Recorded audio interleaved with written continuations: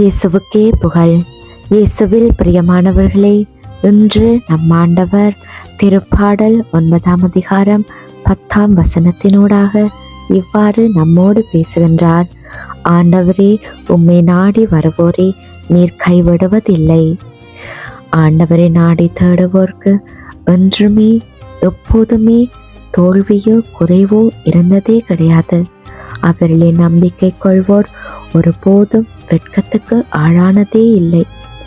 ஆண்டவரை நன்கு அறிந்து அவருடைய வல்ல செயல்களிலே நம்பிக்கை வைத்து அவருடைய வார்த்தையின்படி வாழ்ந்து மன உறுதியோடு அவரை தேடிச் செல்வோரை அவர் ஒருபோதும் கைவிட்டு விட மாட்டார்.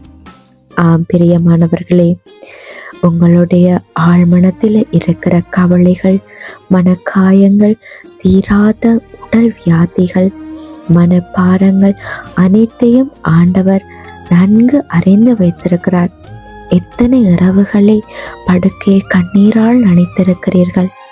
சில நேரங்கள்ல நீங்க ஆண்டவர்கிட்ட நோக்கி விண்ணப்பிக்கிற ஒவ்வொரு விண்ணப்பங்களும் உங்களுக்கு நிறைவேறாமல் போகலாம். ஆண்டவர் என்னுடைய ஜெபத்தை கேட்கிறாரா என்ற கேள்வி உங்களோட மனசுக்குள்ள எழுந்து கொண்டு இருக்கலாம். ஆனால் ஆண்டவர் எல்லாவற்றுக்கும் ஒரு காலத்தை குறைத்து வைத்திருக்கிறார். இன்னும் உங்களோட காரியம் வாய்க்கத்தில்லையே என்று கலங்கி கொண்டிருக்கிறீங்களா? ஆண்டவருடைய மாட்சி உங்களிலே வெளிப்பட வேண்டும் என்பதற்காகத்தான் அவர் உங்களை காத்திருக்க வைத்து கொண்டிருக்கிறார். உங்களை அவர் காக்க வைக்கிறார் என்றால் ஆண்டவருடைய மாட்சி உங்களிலே வெளிப்படும். உங்களுடைய காத்திருப்பு ஆண்டவருக்கு சாட்சியாக மாற்ற பண்ணும்.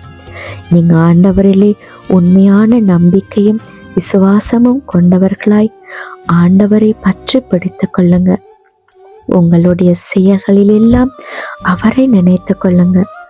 உங்களை பெயர் சொல்லி அழைத்தவர், தாயின் கருவில உருவாகும் முன்னமே உங்களை தேர்ந்து கொண்டவர் ஒருபோதும் உங்களை கைவிட்டு விட மாட்டார். அவரை நாடி தேடி போறீங்களா? மனக்காயங்களோடையும் வேதனைகளோடையும் அவர் பாதத்துல கண்ணீரோடு ஜெபிக்கிறீங்களா? நிச்சயமாக ஆண்டவர் உங்களோட வாழ்க்கையில அதிசயங்களையும் அற்புதங்களையும் காண செய்வார். விசுவாசத்திலே உறுதியா இருங்க. ஆண்டவரை என்றும் உங்களுடைய கடவுளாக ஏற்றுக்கொள்ளுங்க. ஆமேன்.